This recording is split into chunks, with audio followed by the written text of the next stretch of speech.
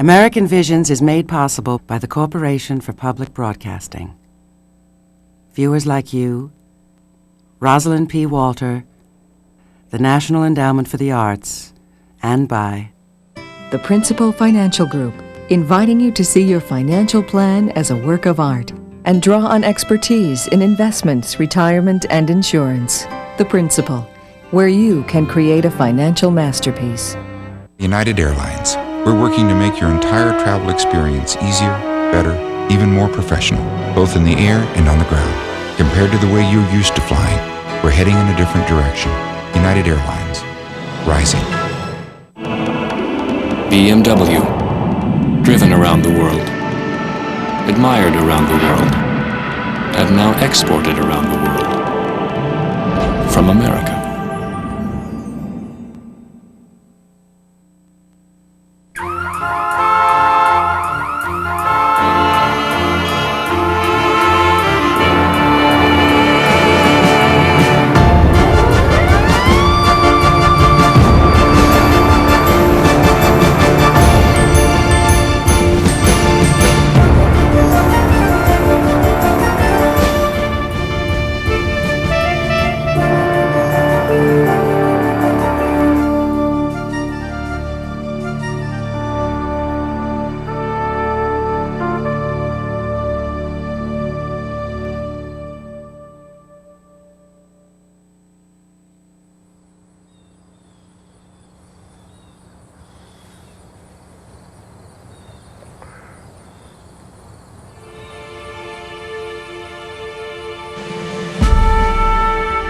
Reach for it!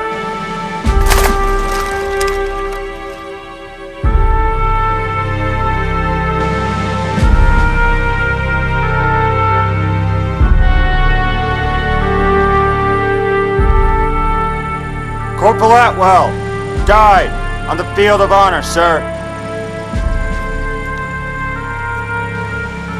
Private Haynes, Private Jefferson, Private McDowell, Private Stannard died on the field of honor, sir.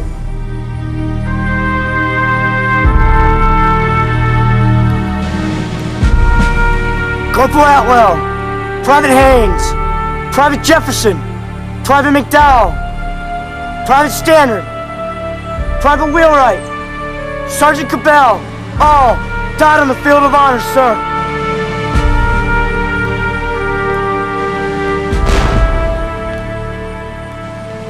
American culture after 1860 was dominated by two vast images apart from that of nature. One was the Civil War, the other the machine, and both were deeply linked. The Civil War was the world's first great modern war, total and fought at the limits of an expanding technology of railroads, breech loaders, repeating guns, and ironclads. It seemed to run of its own accord, a thing with its own will, swallowing the men in blue and grey as a furnace swallows coal. In the end, it killed more than 600,000 young men. It was America's Iliad. It was America's Holocaust. And it changed the country forever.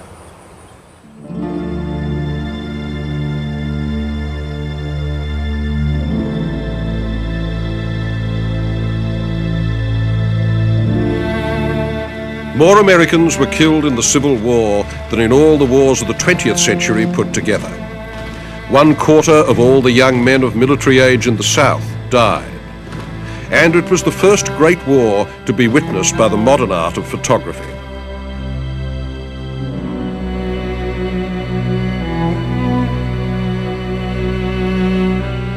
The work of Matthew Brady and other photographers changed people's idea of war, as television would a century later during Vietnam.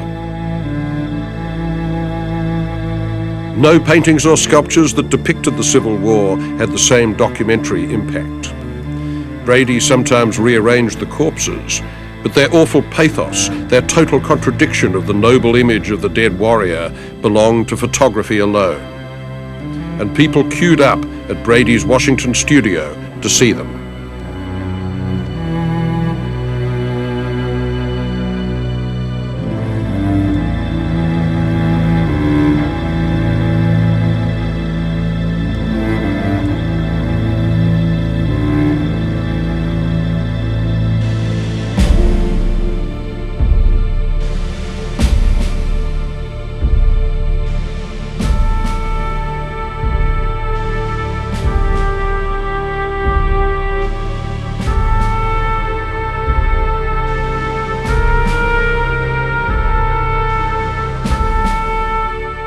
The monuments came later. The finest of them was finished 32 years after the South surrendered. It stands on Boston Common, and it commemorates Robert Shaw, commander of the Union's 54th Regiment of the Massachusetts Infantry, whose rank and file were all black volunteers, some of them former slaves. They were killed almost to the last man and buried in a mass grave after an assault on a fort in South Carolina.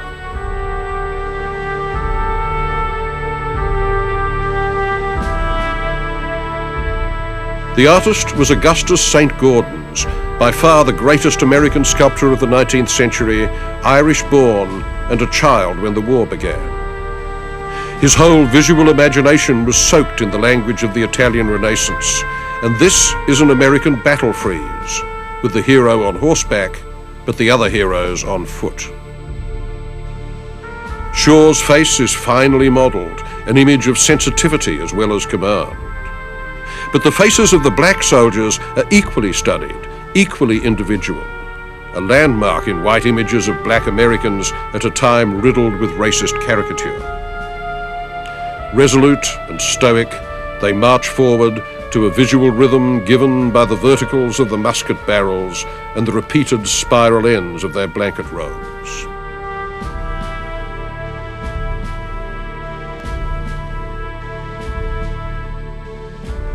This has to be the most intensely felt image of military commemoration made by an American. O grave, where is thy victory?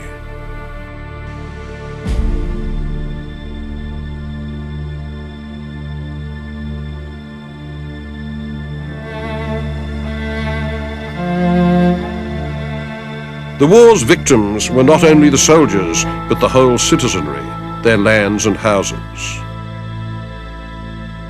The ruined white columns of Tara would become metaphors of the ruined white body of the South itself. The war devastated its rural slave-based economy, but it hugely strengthened the industrial, wage-based economy of the North and increased its tone of ruthless go-getting. And the psychic wounds of the war have never entirely healed. Even today, many Southerners think of their ancestors as cavaliers defeated by machines and greedy northern carpetbaggers. The archetypal cavalier was General Robert E. Lee, whose tomb in Lexington, Virginia, remains a shrine of pilgrimage. General Lee was the epitome of a Southern gentleman. You can almost still feel his presence around here, and even in around the surrounding countryside. It's amazing. I wish today's youth had people that they could admire, like we admire General Lee.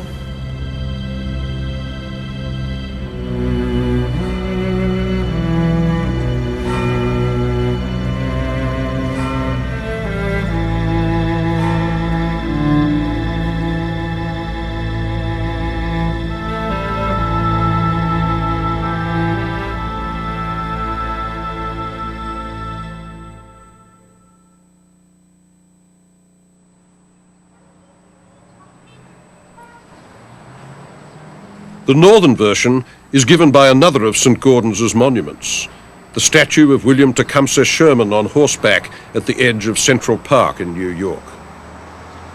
Unveiled in 1904, it shows General Sherman leading the northern armies on their march through Georgia, which they devastated as the song went from Atlanta to the sea.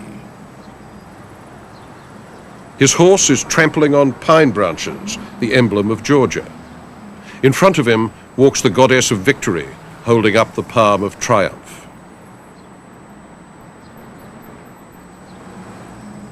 Years later, Sherman was asked about the glory of war, and he said simply, "War is hell."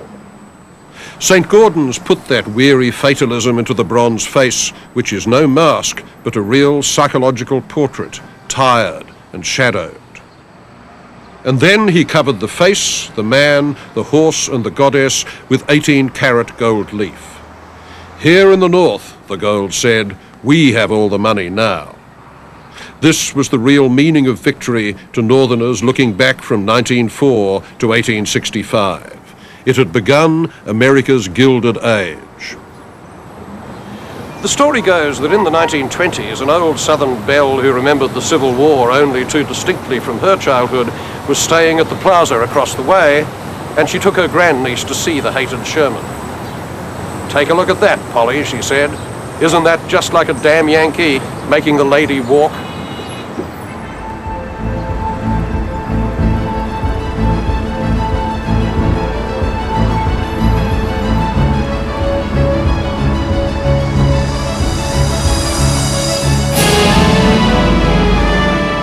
It was also an age of iron. The wealth was created in places like these, now deserted, at Troy in New York, where the horseshoes and cannon and uniforms for the Civil War were made. From the 1860s on, America's industrial and technical prowess exploded. America could invent anything, manufacture it in limitless quantities, solve any problem. The culture hero was the engineer, the builder of bridges, the creator of machines extolled by the poet Walt Whitman. America's artists had to define themselves against the central myth of industrial culture, whether they liked it or not.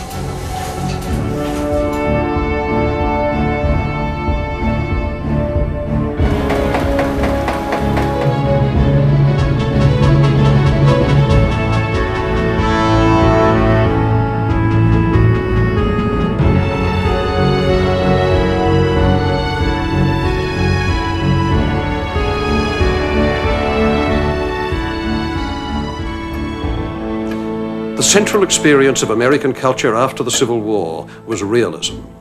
It was the shift from nature to technology, from the country to the city, from the farm to the factory or the lab. Art's curiosity about the range of human activity grew. Its metaphors were science and journalism, and it used the camera. And you can see all this at work in America's greatest realist painter, Thomas Eakins. Eakins was the ultimate realist, devoted at the expense of popularity to his rigorous project of seeing and measuring and recording the modern world.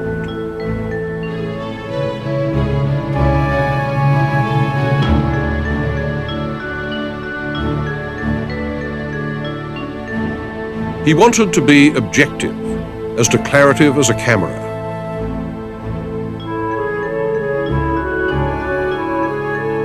As honest as the scientists whom his portraits celebrated. Eakins studied anatomy at Jefferson Medical College in Philadelphia. This led to the greatest of his scientific portraits, done in 1875, the Gross Clinic. Dr. Samuel David Gross was famous for his surgical innovations, a medical celebrity and, in Eakins' eyes, a hero of empirical thought. It has its ancestors. The most famous of them is Rembrandt's painting of Dr. Tulp dissecting a corpse. But you can't identify with the corpse, and Eakins more dramatically shows an operation on a live patient under ether, documenting a particular moment at which they're cutting out a fistula of the thigh.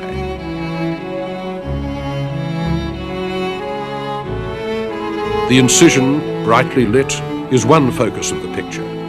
The hands converge on it, the instruments, the gazes of the assistant surgeons, and even, in a brilliant touch, the parting of that surgeon's hair. The other focus is Dr. Gross himself, with his head like Beethoven and shiny blood on his hand. Eakins did so many studies of him that Gross wished he would drop dead, but they paid off in that firm, square-planed face which personifies unflinching reason, thoughtful skill, the attributes that Eakins most admired.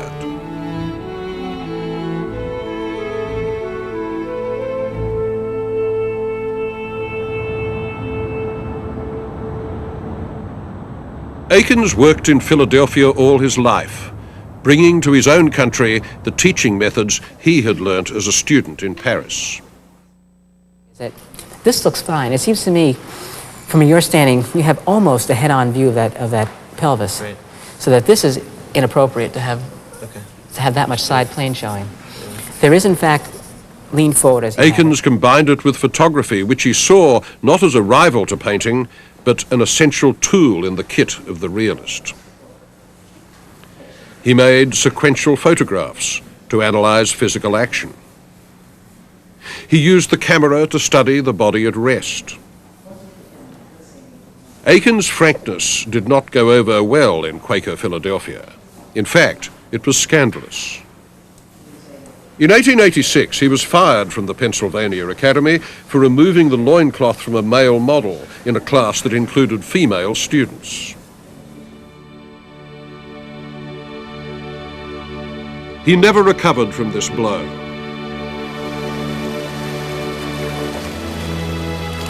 But he kept right on painting his great Greek theme, the vigorous body exactly seen and placed in real space.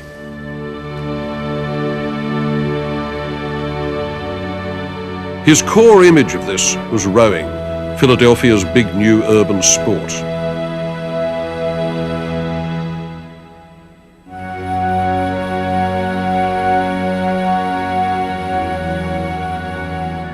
The Schuylkill River runs through the city, and its banks are still dotted with rowing clubs. Akins loved it.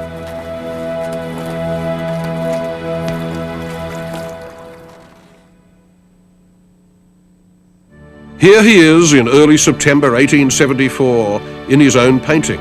That's him in the scull in the background, rowing away.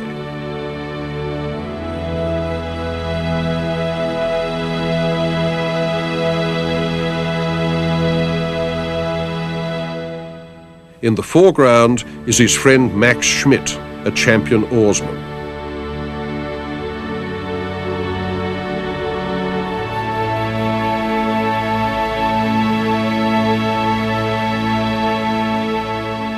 Everything in the scene, down to the railroad bridges and the timekeepers in their red skiff far away, has been meticulously studied in advance, recreated in the studio from drawings and models.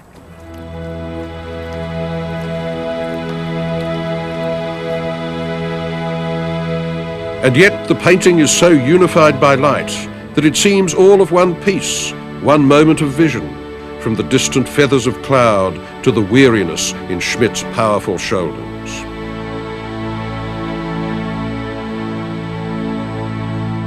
Serious, positive, democratic, and filled with a sense of progress. That was America for Akins.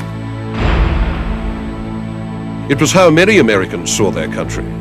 Its symbol had been Abraham Lincoln. But, as it turned out, there had also been more sinister figures in the America that Lincoln personified.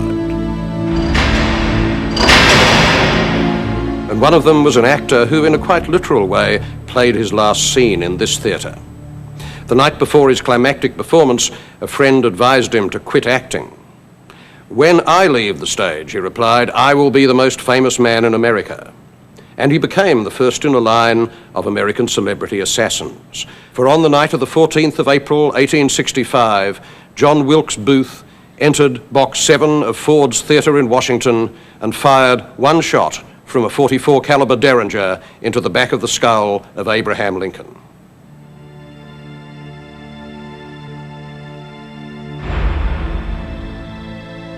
When John Kennedy was shot, America was flung into mourning and confusion. When Lincoln was shot a century earlier, the same happened, perhaps worse, and through the disorientation ran a strain of elegy, of mourning, of nostalgia for the past, a public emotion that Americans, proud of their newness, had scarcely felt before. The image of the martyred Lincoln recurs in the paintings of John F. Peto. Peto was the best of a whole school of still-life artists who pleased their American audience with eye-fooling tricks and played on a mood of nostalgia. His images are booby-trapped with meaning. They're full of small-scale violence and decay. Nothing is whole or new. Envelopes are torn, texts and tickets have been ripped away, and the strings and tapes of old-time letter rack are coming apart.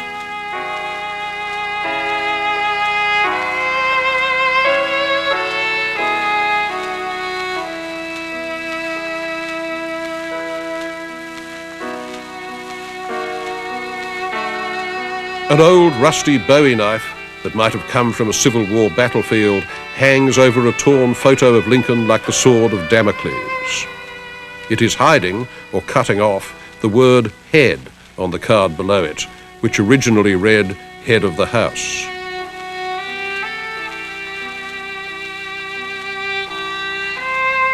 In another Lincoln painting, his photo shares the old board with a roughly carved Star of David, suggesting the lost Moses whose people now may never fulfill the Puritans' hope of a promised land in America.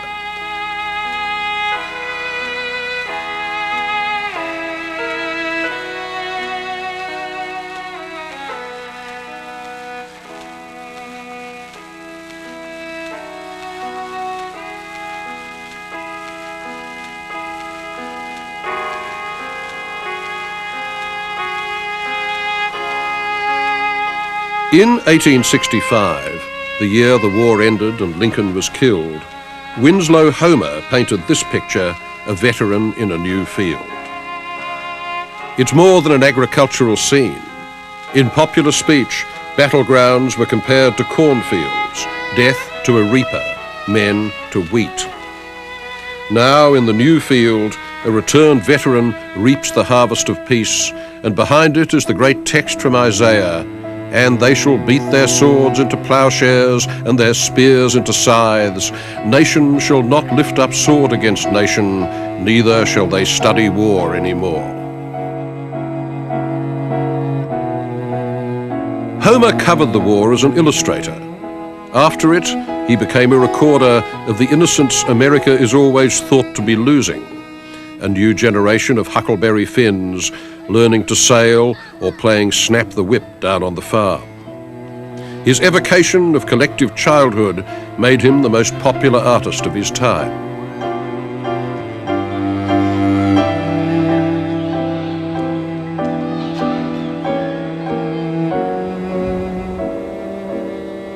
He had no children of his own. He was a loner and never married. Much of the time he worked in a studio on a rocky headland in Maine at Prout's Neck. Its guardian today is Doris Homer, his grandniece. So this is Homer's studio, huh? Well, yes, this is his painting room, but he also called this his factory. He didn't like the word studio, too highfalutin, huh? Yes, I think you're right.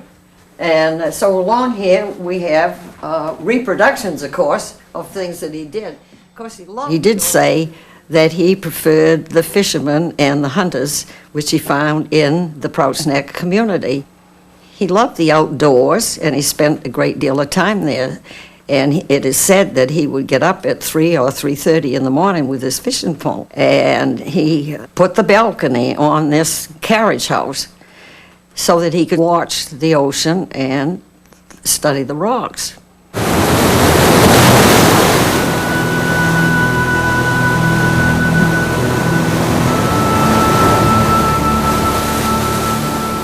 At Prout's Neck, his great subject was always before him, the sea. It is a field of primal encounter. Homer insists that you are always alone before it, which you are.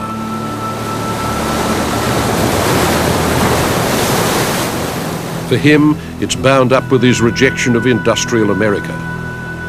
The machine enslaves the men who serve it. Only in the woods or on the ocean or on its rocks are we truly free, truly American. He understood the structure of waves, currents, surges, loops of foam, the sheer power of the water breaking over Cannon Rock, its relentlessness and its strange, fickle, yet maternal beauty.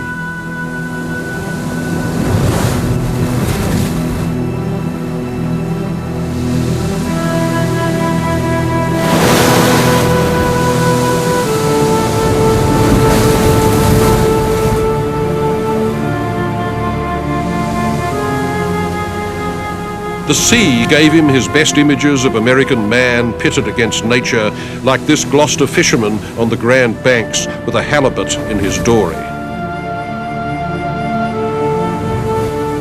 Lifeline shows a man rescuing a woman from a wreck.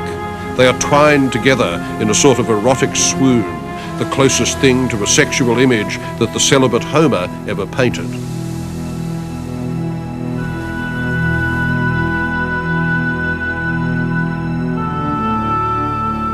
The black sailor in Gulf Stream, adrift and dismasted as sharks patrol and a tornado approaches, may be the deepest image of the final loneliness of man and the inevitability of his death, produced by an American artist in the 19th century.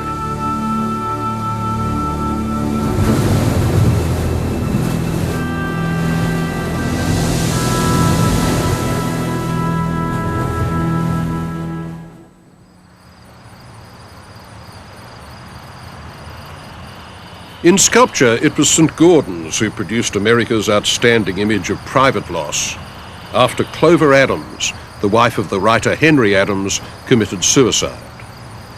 Adams turned to St. Gaudens for a monument. It stands in Rock Creek Cemetery in Washington. It is a woman, but not a portrait of Clover. It bears no inscription. It has no specific meaning.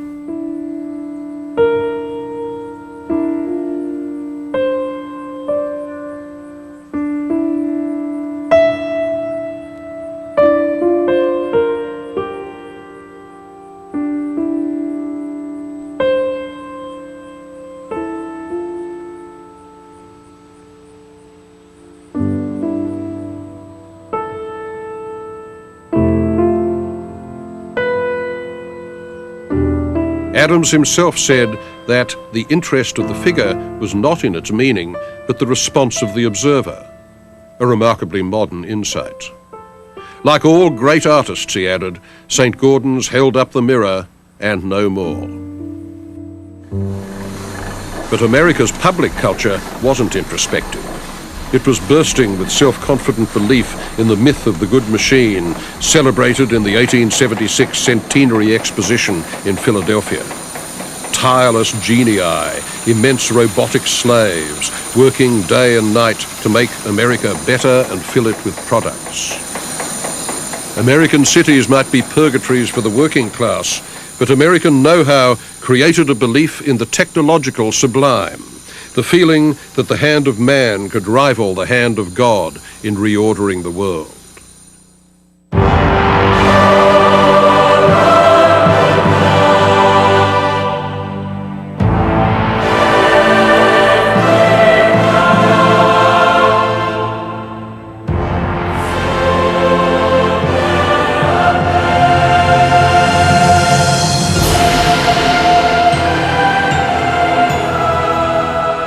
The big example of it was the Brooklyn Bridge, thrown across New York's East River by the engineering geniuses John Roebling and his son Washington Roebling and thousands of American workers.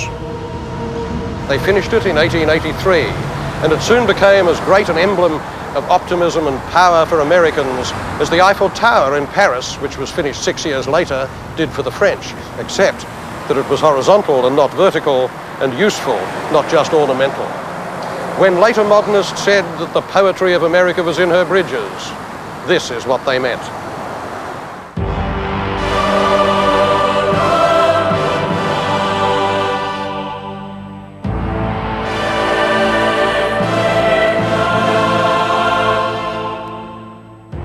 It is a double triumphal gateway from Brooklyn to Manhattan, from Manhattan to Brooklyn. Linking them, it is a powerful symbol of the unity Americans desired.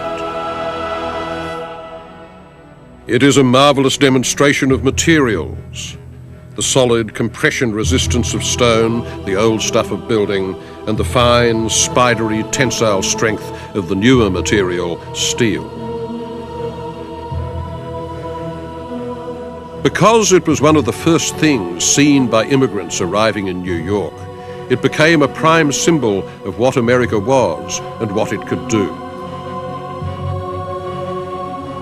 This is the work of two engineers who were committed to the contribution that their work could make to the way of life of the city. John A. Roebling's original proposal, he said the bridge will be both a great work of engineering and a great work of art. There's no difference, there's no conflict between great art and great engineering. And there was this sense that if you if you could pick it up and turn it over, stamped right on the bottom would be made in the USA. And that was very important to people because it was such a new country and filled with so many people who were new Americans. The world was changing dramatically because of these newfound powers of science and technology, powers hitherto conferred only unto the gods. And you have the sense of this rising, towering, new concept of an urban structure. The bridge represents the beginning of the vertical city.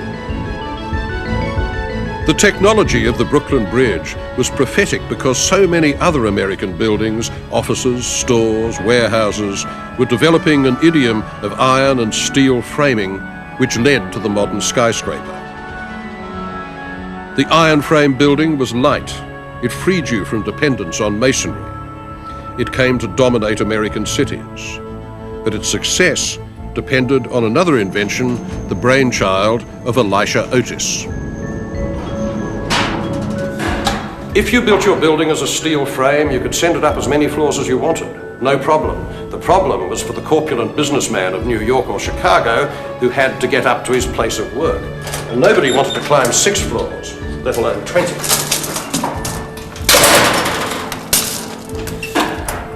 Hence the elevator, a cage on a cable. But what if the cable broke? The nearer you were to heaven, the greater the chance of an unscheduled appointment with the Lord. But Mr. Otis came up with a brilliant solution in the form of a ratchet affair which would jump out and grab the sides of the shaft if the cable went. Hence the elevator, the most crucial business invention until the computer. It changed everything, including the American skyline. If the skyscraper was born in New York, it was perfected in Chicago. When fire destroyed a mostly wooden city, a group of architects created a new townscape based on the iron frame multi-story building. The best of these was Louis Sullivan, who took the multi-story building to new aesthetic heights, transforming the ethos of American building with structures like the Carson Peary Scott department store. Bones and skin. Sullivan expressed the rectangular module of the grid on the outside of the store. He let the whole structural basis show. But part of his genius was that he didn't confine the meaning of his buildings to their skeleton, as would happen in the 20th century. He said that form follows function, but he was also a brilliant detailer, and his decoration was very inventive. The swirls of iron on Carson Peary Scott remind you that Sullivan also had his roots in the Beaux-Arts tradition of Paris, but he reinvented it as American.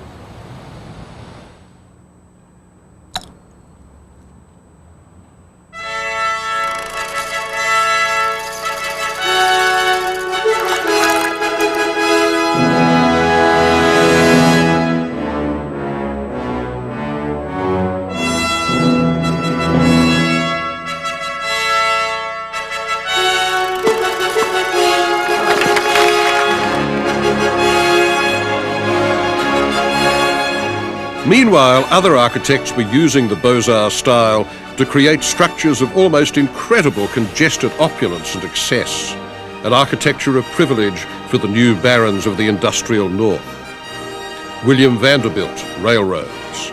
J.P. Morgan, trusts. Andrew Carnegie and Henry Clay Frick, steel. The Astors, the Goulds.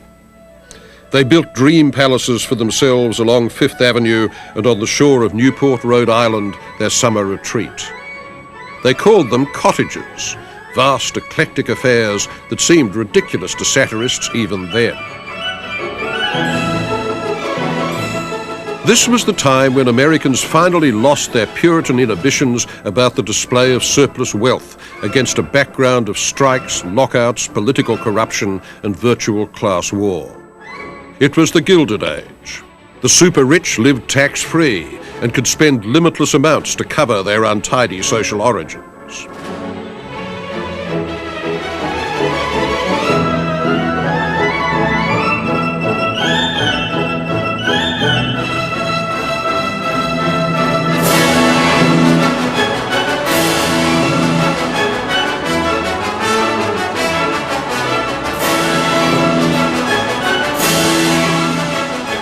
Europe was the key.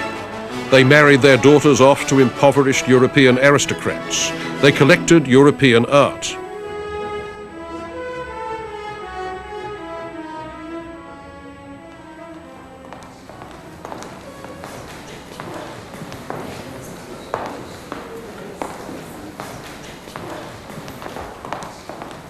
If you look up above you, we have another beautiful ceiling up here. The motif here are the 4 seasons. Again, this entire room was all designed and constructed in France, only to be dismantled to be brought over here for reassembly with its original cabinet makers. This is my favorite room. I just love the colors and the textures here in this room, and I love to imagine running in and flopping on the sofa after a hard day. Ordinary folk try to imagine how the rich live, but more to the point, so do the rich, especially in America, and they do it all the time.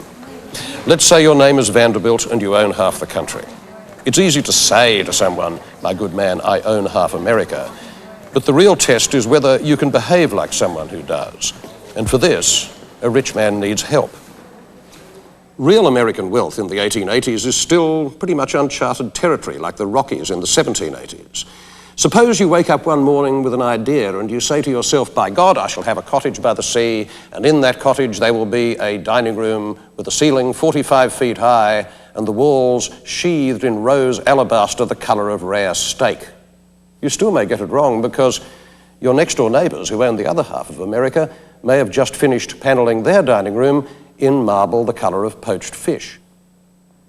So you must get an architect to fantasize on your behalf, secure in the knowledge that because he is working for practically everybody else in your class, he won't get his symbols crossed. He will maintain a seamless etiquette of shared ostentation, with variance, as here.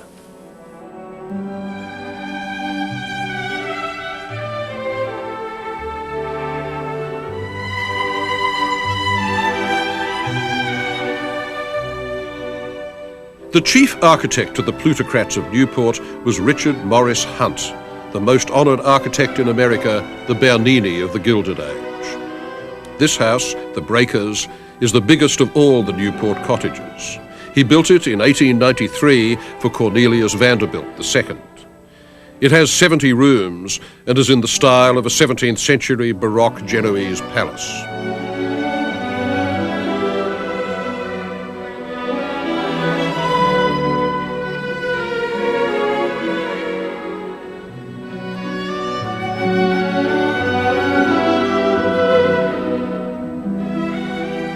People spoke of an American Renaissance, and there was, not least because America was buying the Renaissance. The great obsession of the Gilded Age was acquiring the trophies of a grander and more aristocratic Europe. If your family tree was a bit stubby or twisted, try that of the Medici. By collecting, you showed and reinforced your cultural confidence. It was J.P. Morgan whose name stuck to this process of wholesale collecting, Morganism. His library in New York was a treasure house of manuscripts, paintings, sculpture, drawings, enamels, jewellery, books. In the 1880s and 1890s, enormous art collections began to pile up in New York, Boston, Chicago, and today no one can study the Italian Renaissance without going to America. Art collecting, moreover, was a field that rich women could enter as easily as rich men. Right through to the creation of the Museum of Modern Art, American women would have an immense effect on the formation of American museums. Mrs. Habermeyer, Mary Cassatt, Gertrude Vanderbilt Whitney. The first of these lionesses built this patio, not indeed in Venice, where most of its parts came from, but in Boston. For 20 years, she alternately scandalized and delighted Boston society. She smoked cigarettes, she drank beer, she dressed flamboyantly, and she collected art on a large scale. She was known as Mrs. Jack, or to give her her proper moniker, Isabella Stewart Gardner.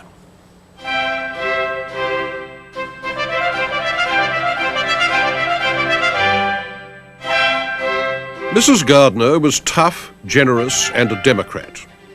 She built a palace named Fenway Court in Boston and turned it into a public museum, free and open to everyone.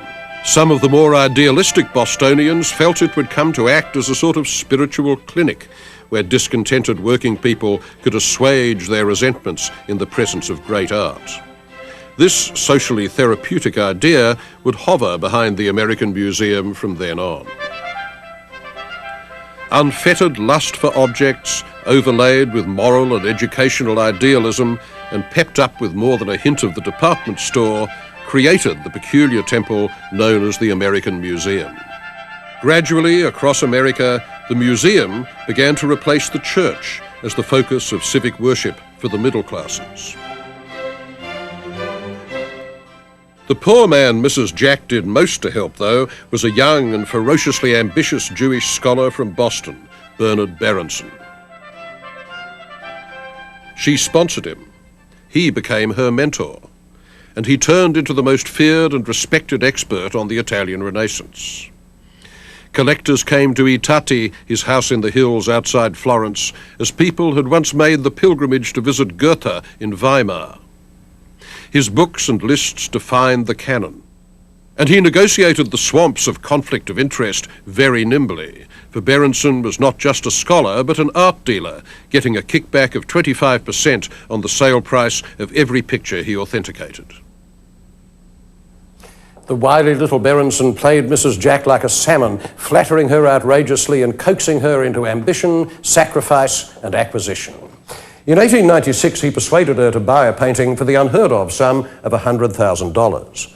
It was a Titian, but not just a Titian, one of the master's greatest efforts, The Rape of Europa, showing the abduction of the nymph by Jupiter in the form of a white bull.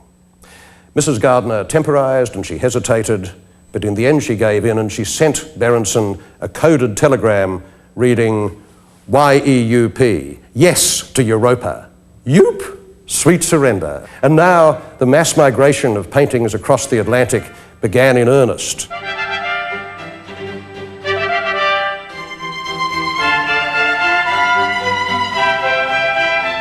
But buying art was only one credential. In any age, the great and the good want to be remembered by portraiture, and the new Van Dyck of the Gilded Age was the man who painted Mrs. Jack herself, overcoming her cosmetic problem of a hair lip by portraying her as an exotic Eastern goddess with a girdle of pearls.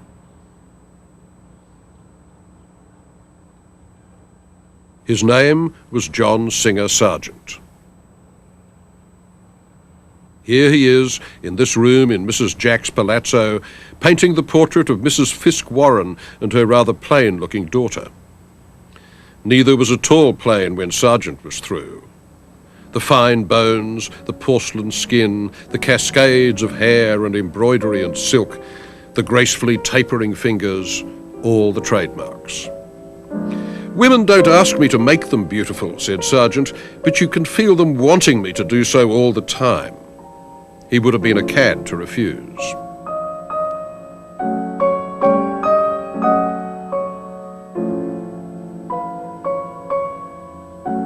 John Singer Sargent was the complete expatriate, at home everywhere and belonging nowhere, leading the ever-shifting and rootless existence praised by American writers like Nathaniel Hawthorne and Henry James. His real enthusiasms were work and social climbing.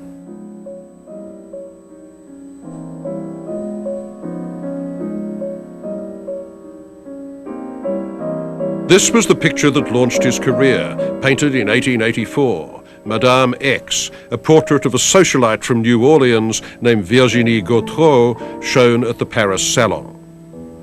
In those days, such social beauties had the kind of public fascination that supermodels do today.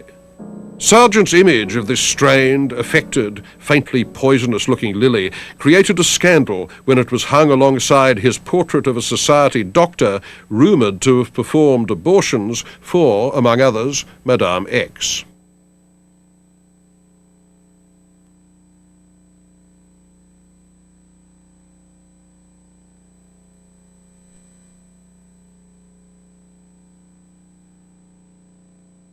In his old age, Sargent would declare, "I hate to paint portraits. I hope never to paint another portrait in my life."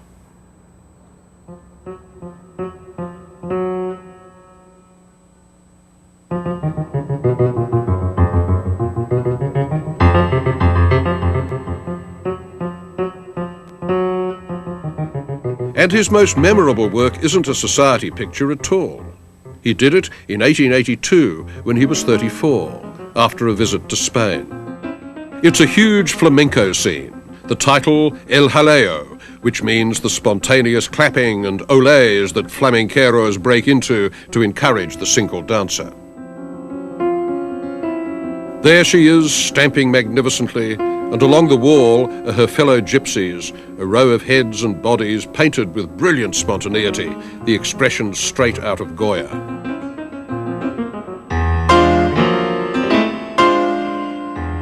The Altamira caves, with their prehistoric bulls and handprints, had just been discovered when Sargent was in Spain, and here he's quoted them in the graffiti on the tavern wall.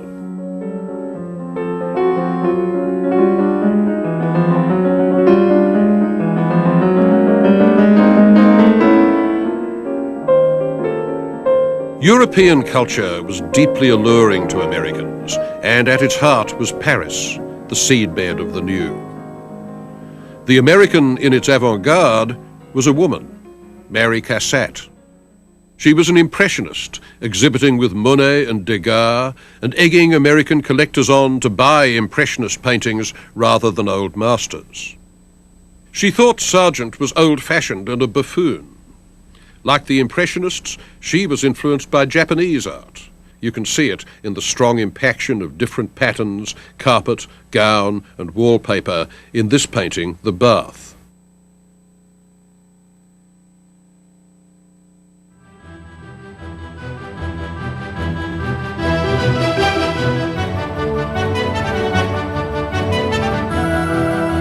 The most famous of the American expatriates on the European scene was the iron butterfly from Lowell, Massachusetts, James Abbott McNeill Whistler. Whistler left New England when he was 21, and he never returned. For the next half-century, he delighted and maddened the art publics of London and Paris with his virtuosity, his wit, and his skill at what he called the gentle art of making enemies. The painting that made his name was this one, The White Girl, a portrait of his Irish lover, Joe Heffernan, first shown in Paris in 1863. It caused more of a fuss than even Manet's Lunch on the Grass, which was in the same show. The public and the critics expected it to tell a story. Was this a deflowered bride after her wedding night? An innocent virgin? What? Whistler's title didn't help. He called it Symphony in White No. 1 to stress its abstract basis as pure painting. The story was that there was no story. It was art for art's sake. And for that truculent aestheticism, he was much satirized.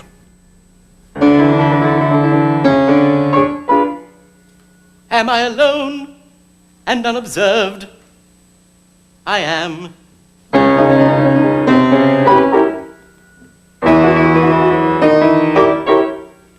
Then let me own I'm an aesthetic sham. He and Oscar Wilde were pilloried by Gilbert and Sullivan as two frauds delighting in Japanese art and Chinese porcelain just to pull in the ladies. This air severe is but a mere veneer. This cynic smile is but a wile of guile. This costume chaste is but good taste misplaced.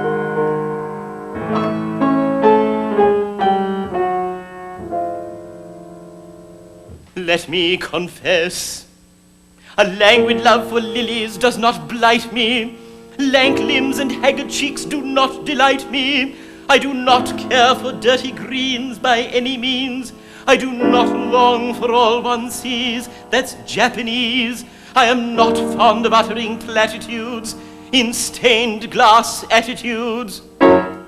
In short, my medievalism's affectation, born of a morbid love of admiration. But Whistler was in deadly earnest. The formal beauty of Oriental art, its indifference to narrative content, entranced him. It made the artist king in his own house. Decorative beauty, self-delighting, was the sign of independence. And this was his greatest sustained essay in the decorative, The Peacock Room, which he finished in 1877 for his first major patron, the English tycoon Frederick Leyland. Originally, it was meant as a display cabinet for Leyland's collection of blue and white porcelain, and its walls were panelled in antique Cordovan leather, supposedly salvaged from the wreck of the Spanish Armada. Well, Leyland went away, having entrusted the job to his architect and to Whistler, but when he came back, he discovered to his horror that Whistler had covered his precious leather with coats and coats of paint and gold leaf. The resulting quarrel between the angry patron and the touchy artist was to become a scandal and eventually a legend. 6 years before, in 1871, it had been Whistler's luck, bad or good, to produce one of the most famous paintings in all art history, the portrait of his mother, entitled Arrangements in Grey and Black, No. 1. To reduce one's dear mamma to an arrangement seemed provocative in a time given over to the ostentatious cult of what we now call family values. But this was perfectly consistent. Whistler thought that way. He disliked narrative. He loved the half-seen, the image that vanishes almost before it can be named. His nocturnes of the Thames, where the last traces of forms are always on the point of vanishing in the blue darkness, look forward in their indeterminacy to Monet's water lilies at Giverny. Perhaps his biggest influence was on writers, from Proust to T.S. Eliot, the Eliot of the wasteland, of the unreal city, swathed in fog and twilight. And it was a writer who ruined Whistler's life. In 1877, the great critic John Ruskin, old and getting mad by then, accused Whistler of flinging a pot of paint in the public's face. Instead of ignoring it, Whistler sued for libel. It is rarely wise to sue a critic. Whistler won exactly a farthing in damages, and the cost of the trial bankrupted him. He lost his house, his collection of blue and white porcelain, everything. The painting was called Nocturne in Black and Gold, The Falling Rocket. That disputed firework might have been Whistler's own career.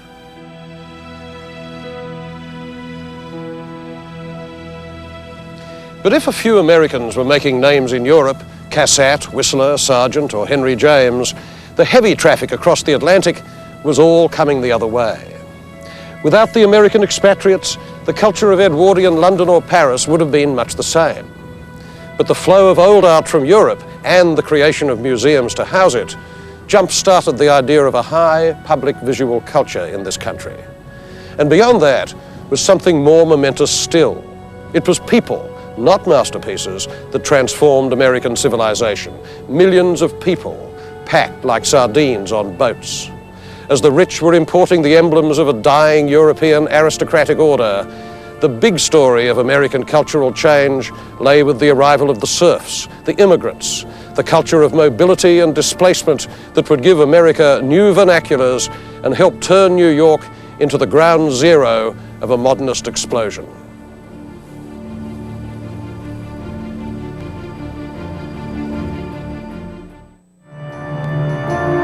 Visit American Visions at PBS Online and further explore the American experience through art at the address on your screen.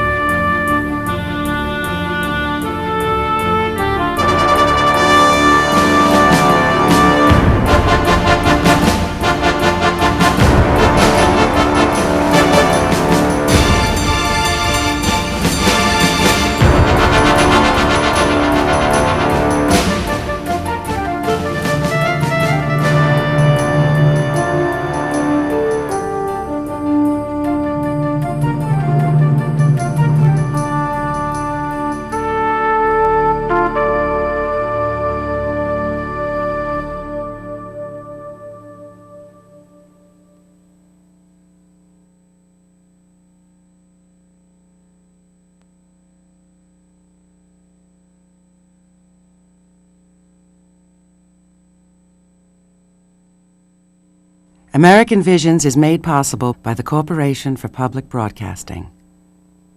Viewers like you, Rosalind P. Walter, the National Endowment for the Arts, and by United Airlines. We're working to make your entire travel experience easier, better, even more professional, both in the air and on the ground. Compared to the way you're used to flying, we're heading in a different direction. United Airlines. Rising. BMW, who reminds you that not all works of art are created on canvas.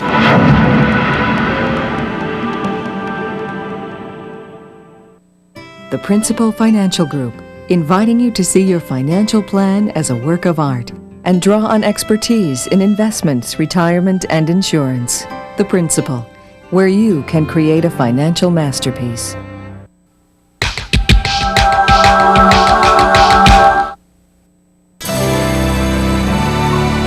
This is PBS.